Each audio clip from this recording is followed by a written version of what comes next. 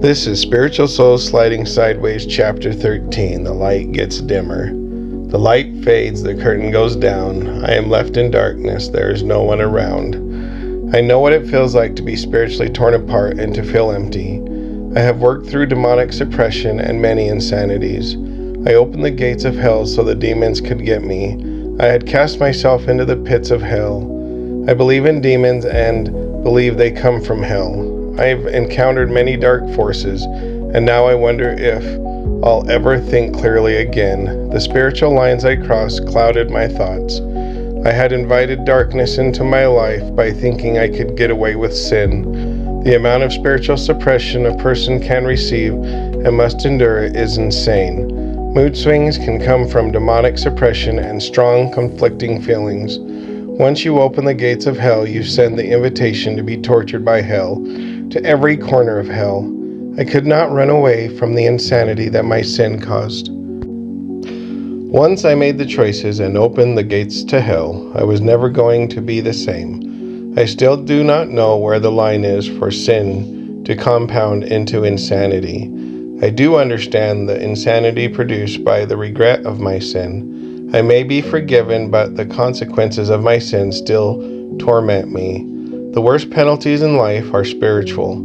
When we reach spiritual darkness, we still function. When we reach spiritual insanity, we have reached a place of absolute chaos. There is a pathway back from insanity, but the road is tricky. I knew from my core that I was not functioning right anymore. I recognized that my mental and emotional state had become erratic. I knew I could not trust the choices I was making without intense pre-thought before my actions. I knew that I would not be fully understood for the insanity that was churning inside. I began to question whom I could trust with this newly gained insanity. I realized I could not trust anyone with my self-created chaos. I understood that others would not understand me even if they were going through the same thing. I understood what was happening inside myself. I understood my gained insanity was only between God and me. There was no human mind that would understand my dysfunction more than God. I could not accept the insanity and chaos I felt. I could have accepted how I felt, but then I would be giving in to staying insane. I have learned there are some things I should accept. I also know there are some things I could never accept. My acceptance of insanity would not make it better. It would only make it worse. The compounding thoughts and intense emotions I feel are unpredictable. I was deeply concerned that fully suppressing my spirit would worsen my insanity. My confusion about how to escape the hell I had created was a mystery. I thought I could be stronger by suppressing my thoughts and feelings. I thought I could outthink my new radical existence. I became hell's yo-yo. I became so disconnected that I felt as if I were spiritually suffocating. I was still connected to my core, but my core was completely cut off from God in heaven. Throughout my life, I often felt distant from God. However, I quickly found my way back to that connection. I was now in a place where my disconnection from God was being extended by my stay in spiritual hell. I prayed and pleaded, I begged and groveled. I was now in a place of sin. I was meant to stay in my hell, which was my sin. Why does God leave us in spiritual darkness? Why would God allow hell to torture us? Why is spiritual suppression and spiritual insanity allowed? I thought I could keep getting away with anything. I had the ability to disconnect from many negative situations I was stuck in. I was good at feeling bad, then I would stop feeling the pain of the situation. I preferred to go through hell because I understood it was the quickest way back to normal. My normal was feeling all the negative emotions in a short time. Back when I could feel all my negative emotions, I would clearly release and disconnect from the pain I felt. I never thought there would be a time when I would be stuck connected to a negative situation. I never thought my spiritual dark fog would surround me. I would have an extended stay in mental hell and confusion. I never thought my actions would one day add up to being the boy who cried wolf. When I connected to myself mentally and emotionally, I found it much easier to reach the depths of my soul. I had become disconnected from myself. I could not even scratch the surface of my feelings and thoughts. My sin had produced such spiritual darkness that I became lost. I became surrounded by spiritual solitude. Many demonic voices were all talking at the same time. There was no one I could tell the truth to. I did not want anyone to label me as insane and lock me away. My core was all I had left, and for this I was thankful. My core was, and still is, my focal point. If I had my core, I at least had a reference point of where I should return to. If I had lost my core, there would have been no hope in ever coming back from my complete spiritual displacement. God created my core and my design. I, at least in some way, still had God with me because He created my design with a place where I could ground myself. If I had been completely disconnected from my core, I would have lost who I am. My core is and will always be who I am and what I stand for. I have always ventured out from my core. I love to explore the good and evil aspects of life, regardless of the distance I traveled from my core. I always recognized the path to my true self. My core was a reference point for coming back to normal. I did not know my journey back to my core was dependent upon my core's connection to God. My core's disconnection from God became a much longer journey. When my core disconnected from God, my journey back to my core went from 1 mile to 1,000,000 miles. The light shines in the darkness. My core alone was not enough light to shine through the darkness I had created for myself. I had sinned on purpose so many times. I had finally created my own spiritual trap. My core alone, without the light of God, was not enough to bring me back from the brink of insanity. When people see how dark it can get, they might run towards madness. Insanity can be easier not to resist. People can run away from insanity and suffer the pains that come with fleeing from hell. Hell is a place of darkness, chaos, and disorder. It represents pure evil and dysfunction. I knew I did not want to go into hell to make it easier on myself. I never wanted to become more selfish to hide my selfishness. I did not want to compile my sins by running away from my sins. The most painful thing I have ever done was turning away from hell. The war and the battle I had ahead of me were going to be long and uncertain. I knew I needed to get back to God. I needed to escape the spiritual darkness that had enveloped me. I could not run away from my sin. I had to face my darkness, no matter how painful it was to face it. I felt misplaced by God. I did not have God, and hell was an open land I was fleeing from. I did not know how I could do it without God. I did not know how I was going to escape hell. How can I escape spiritual darkness without the light of God connecting to my core? My situation had become a state of complete insanity. I felt that my sins were finally forcing me to deal with them. I have been on the road back from hell for over 20 years. The first time I was stuck in hell, I was in my early 20s. Hell became like the pull of gravity that holds us to this planet. I needed light, but light had let go of me. I understood why the light let go of me, and I was not mad at God. I felt disappointed in myself for giving in to evil so much.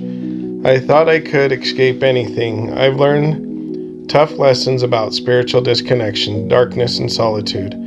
It's been a sad journey. I turned 50 while writing this book, and my core is still disconnected from God. I believe I do not know if spiritual darkness I have earned will ever end.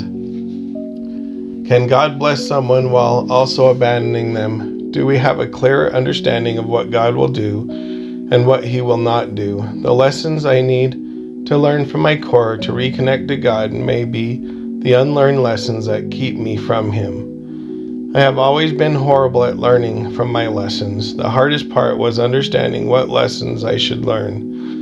How could I find out what lessons I should learn? What lessons does God want me to learn?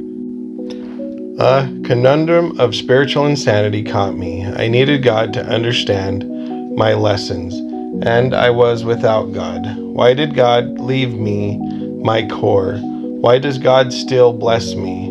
I'm starting to see the lessons I need to learn. They show me many more mistakes I've made. I have come to understand that I cannot reach God. No one can lie to God. I believe there are some cases where God wants us to prove we mean what we say. There were so many times I claimed to need God and I pleaded for Him, and He gave me mercy. I escaped so many sinful, negative situations because of God's mercy. I never thought God would deny me inner mercy. I took advantage of God's love for me.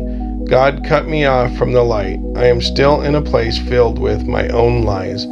I may not recognize them as lies. I am still discovering my own lies and how I lie to God. My spiritual darkness is from sins and lies. I know I have become a master manipulator. I was proud at first to understand the concept of true manipulation. Being a manipulator became my prison. I knew I had taken advantage of God's mercy. It is amazing that people think they can dictate what God will and will not do for us. I can think about what God should do with His love and mercy. God will do what God will do. We cannot dictate how the spiritual power of God will work. We cannot dictate how His will show itself. We take religious things and start bending God into someone we can control. We give ourselves a guarantee of God's love. I thought I could dictate God and His loving mercy, but I was wrong. People have been trying to dictate God for everything He will do. We want to make God predictable. We also try to bring God down to our level of understanding. I have found that God is beyond our understanding, and we can comprehend Him only with His help. We can use the tools we have, like the Bible and religious philosophy, to dictate God. Nothing here on earth can dictate God. What we have is a very small piece of God. We want to claim how we comprehend God. It can make us feel good to be able to put God into our personal box of comprehension. I believe we have not even come close to a true understanding of God. I dictated God and placed Him inside my limited understanding. I explored how others understood true spirituality and any concept of God that would help me. I found that people only had the circular knowledge of what others had already given. I did not need to understand what we already knew. I needed to understand what remained unwritten or unspoken. I was asking for a lot, but I knew it was the only way for me to understand. Heavenly knowledge was the only way out of spiritual darkness. I had learned how comfortable people are with what they already know. Anything that went beyond what people knew was of no interest to them. I needed what the world did not have to give. I needed my God back. No one could explain to me how to regain God's favor. Faith and belief would save me. Faith and belief would not save me from my regret. I understand that God is forgiving, inviting, merciful, loving, and all-knowing. I did not understand the lessons He was and still is teaching me. They left Joseph in prison. They knowingly made Job suffer, and God asked Abraham to kill his son. We would like to think we know the motives of God. I believe it is not possible to know everything about God unless He reveals it to us. I have come to accept my spiritual exile. This is my time without true spiritual joy. I love God even in this deep, dark spiritual hole I am in. I have experienced how much worse the darkness can get. To pull away from God because I want to force His attention is a greater spiritual darkness. When I pull away from God, and I am already in spiritual darkness, all I am doing is running into the deeper parts of hell. God is not with me, so what good does it do to run from Him? I have outer spiritual blessings, and I have received much earthly mercy. Knowing how much I am blessed by God with so many outer blessings was great at first until it was not enough. I was and am grateful for all the spiritual blessings that come from beyond the earthly realm. The one blessing I truly want and need remains out of reach for me. I understand what it means to gain the world and lose your soul. At this point, I am still at a loss for having inner light. There may be a lot of people who have not experienced true spiritual darkness. Describing spiritual darkness is like explaining the slow pain of losing your head. Some things are hard to understand until you experience them yourself. I thought I understood things. I thought I understood God always saving me. I thought I could get away with spiritual crimes. I've learned tough lessons. I may face spiritual darkness as God sees fit. People and words cannot save us from the lessons of God. Forgiveness cannot save us from the discipline that God wishes for us to have. We can't keep committing spiritual sins and expect God to say, "That's okay, now that you're sorry." God, in His infinite wisdom, knows what each of us needs to learn. There is no person who can dictate the discipline and love of God. Who can say what God should do? We as a people have been telling God who He is going to be to us. We need to acknowledge our limited understanding of who God is. I do not know God, and I may or may not ever know what brilliance He is. I take accountability for my own spiritual darkness. I cannot blame anyone for my spiritual prison. Jesus can save me, but I must be willing to be saved first. I can run from God even when His arms are open wide, waiting to embrace me. It is not God, Jesus, or the Holy Ghost that concern me. It is my willingness to be sinful and selfish that scares me. The whole religious thing does not matter if I am not willing to fully submit to God's will. I admit I am a free radical, and sometimes I would not like to trade up for spiritual responsibility. Spiritual responsibility is to serve God and His will. I question anything that brings suffering and pain, even if it's God's will. I may never agree with the will of God while in this ignorant state of existence.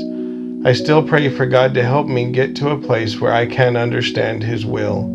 I wish to have an honest state of existence. I do not want to suck up to God because He is all-powerful. I would be lying if I said, all I do is for God. I care, but my only motivation cannot be deceptive fear. Deceptive fear is fear we have because we get caught doing something bad. I cannot do what I do not love. I may remain locked into this spiritual darkness forever. I may lock myself in my spiritual darkness because I am stubborn. Sometimes I think I'd rather go to hell than truly accept any suffering on earth. I have learned from my spiritual exile, God is still here with me on the outside.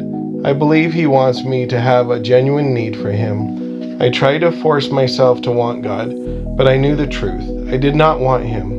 I wanted freedom, happiness, and a life with no rules. I did not want any rules so I could do what I wanted without hurting others. I knew that wanting no rules while not hurting others was delusional. I wanted to be in free mode. I wanted my free mode to have structure and freedom. I found my structure changes with my actions, and most of the time I get hurt or someone else does. Limited understanding and wisdom feel like cutting a hole in a bucket to get water from a well. I should not question God's wisdom, intelligence, and will because it doesn't give me comfort. I should question God to understand Him. How could I worship a God with this feeling of fear and misery? I may never reach a reconnection to God, and I deserve that. I may never know heaven, but then I deserve that too. I have a hard time connecting to God. Is all suffering necessary suffering that we must go through? I know suffering is a part of being a part of a fallen world, and free will is too. Life does not make it easier to want to live and worship God. I face difficulties in my spiritual journey. My core is more like a memory of God and what I can remember about Him. My core is a reminder that there is a God and there is light. My core is a piece of God separated from God. I can only remember what it felt like to have my connection to the light. I am reminded of what I no longer have every day. The lessons I am learning are what it feels like to have no connection to God and how much it hurts. I need to believe and have less doubt. It is hard to believe in what we cannot feel. I believe in what I can see. I can see my center, my core. My core is all I have left of God and what I have tried to hold on to in His absence. Religion and worship do not excite me, but only make me feel worse, knowing the discipline I am under. Happiness can feel like torture to my soul. I worry about the consequences of being so happy and spiritually careless. I understand why it's tough for people with a spiritual connection to grasp how God can feel distant. How can someone who knows God's love and light understand being without it? My suffering is not unique. I am less angry about it. I got what I deserved and must live with it if God thinks I should. My agreement or disagreement with my spiritual darkness doesn't matter. I am not in control of existence. I live with my choices and I live with my consequence. My core is the only consequence I have left of God. My core is my spiritual heart. If I lose my core, I will feel spiritually lost. I'd be wrapped in darkness for a long time. My core is how I keep coming back from spiritual uncertainty. My core contains enough of the knowledge of God to keep me holding on. I do not see evil as an option, even if I were to end up in hell after death. I do not love sin, even though it can give me pleasure. I have always loved what is pure and safe. I have always loved what is kind and caring. I am often confused by having a core and love for God without God in me. I treat spiritual suppression and darkness as a lesson in God's infinite wisdom. I have pushed my limits and boundaries as far as I want to go. I do not want to lose my core since God left me with it. I may be foolish and stubborn, but I have some intelligence. I would not want to let go of my only memory of God. Increased spiritual insanity would be an eternity without God. It is not logical to push even further away from the light when I love the light. It is like being a hungry person looking through a window of a restaurant. I may not be able to eat the food, but I can still see it. I still want to eat the food I see. I thank God for not taking away my ability to see spiritual things. I need to be thankful for what I have. I was not being thankful, I was being selfish, which has led me to the place I am now. It feels horrible wondering if God's mercy will ever completely leave me. How far could I go to push myself away from God? I made dark choices. I relished in sin. I got high off being bad. I am now reaping my true reward of dark spiritual involvement. God is good, but I am not. I can only make good choices, but I am a sinner in a fallen world. My choices still seem to serve my survival because my trust in God is a paper faith on fire unto destruction. I had hope and faith at one point, but I was born knowing what kind of world I was born into. My core was my God-given knowledge of this planet. I had a roadmap of this reality, but I did not want to live in it. I had chosen to do everything I could to deny this reality. I tried to live in fantasy because I understood this reality. I couldn't believe I was in a place that felt dangerous and cold. It was hurtful, painful, and unforgiving. I was light placed in darkness, and I could not handle the darkness. I could not think of any reason for being placed in what felt and feels like hell before hell.